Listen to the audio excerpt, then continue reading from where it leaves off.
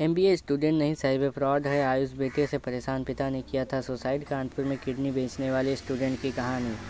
आयुष वो तो फ्रॉड है, ना तो एमबीए का स्टूडेंट है, ना गरीबी के कारण उसने ज़मीन गिरवी रखी है। खबरों में जो कुछ आयुष के हवाले से कहा जा रहा है वो बिल्कुल झूठ है। आयुष साइबर फ्रॉड है। उसके बैंक अकाउंट से बड़े पैमाने पर हवाला कारोबार हुआ है। गुजरात पुलिस ने उसे नोटिस जारी किया है। बिहार में बेगूसराय के भगवानपुर के औगान गांव के रहने वाले आयुष के चचेरे चाचा और उसके पड़ोसी रमेश चौधरी ने ये बातें बताई।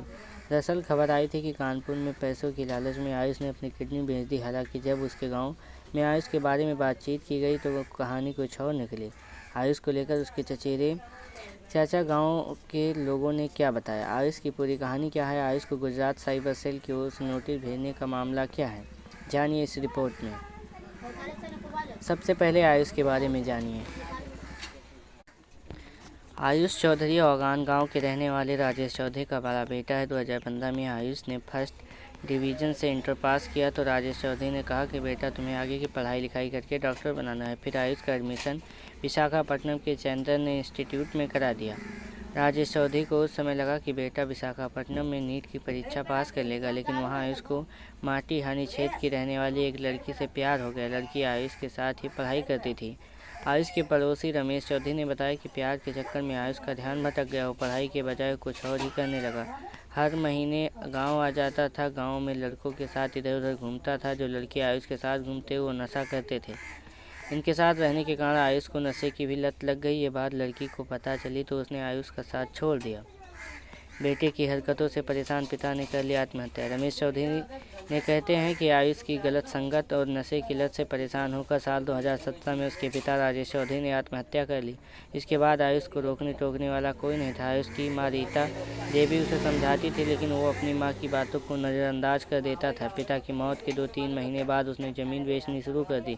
ज़मीन बेचकर अपने दोस्तों पर खर्च किया। इस दौरान वो बाहर भी जाता था। लोगों से कहता था कि देहरादून के एक इंस्टीट्यूट में एडमिशन कराया है, लेकिन वो झूठ बोलता था। आयुष ने अपने दोस्तों के चक्कर में न केवल गांव की 18 बीघा ज़मीन बेच दी, बल्कि घर वाली ज़मीन भी बेच डाली। स्थिति यह हो गई कि साल 2021 से वह गांव नहीं आया। गांव में उसकी विधवा माँ रीता देवी कैसे रह रही है, क्या खा रही है, इससे उसको कोई मतलब नहीं है।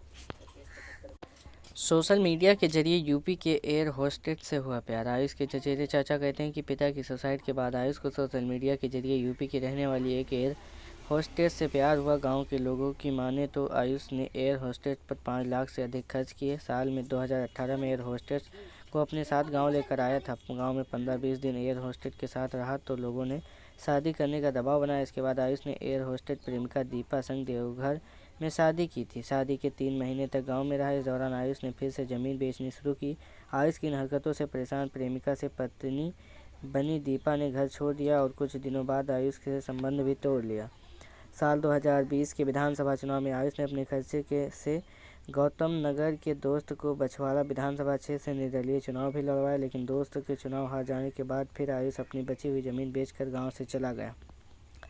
2021 में वापस गांव आया, लेकिन भाई ने भगा दिया। गांव के लोगों के मुताबिक आयुष साल 2021 में वापस गांव आया, लेकिन उसके छोटे भाई ऋषभ ने उसे अपने घर में रहने से इनकार कर दिया। इसके बाद आयुष घर से निकल गया। इसके बाद आज तक आयुष बेगूसराय नहीं आया। आयुष के चचेरे चाचा ने बताया कि आयुष का छोटा भाई ऋषभ अपनी पत्नी के साथ गांव से बाहर ही रहता है। घर में दोनों की मां रीता देवी अकेली रहती हैं, लेकिन पिछले 15-20 दिनों से वो घर पर नहीं है। घर पर ताला लगा है। आयुष के खिलाफ गुजरात साइबर पुलिस को नोटिस। भगवानपुर थाने में एसएचओ नीरज कुमार ठाकुर ने बताया कि गुजरात के सुरेंद्र नगर जिला के साइबर सेल पुलिस की ओर से शुक्रवार को हम लोगों को नोटिस मिला था। नोटिस की तामील कराने के लिए पुलिस की टीम शनिवार को आयुष के घर पहुंची थी, लेकिन आयुष के घर पर ताला लगा था, जिसके बाद नोटिस को वापस किया जा रहा है। साइबर सेल की ओर से जो नोटिस मिला उसमें कहा गया कि आयुष ने अपने यूको बैंक अकाउंट के जरिए बड़े पैमाने पर साइबर ठगी और हवाला का कारोबार किया है। नोटिस मिलने के 15 दिन के अंदर साइबर सेल के हाजिर होने का आदेश दिया था।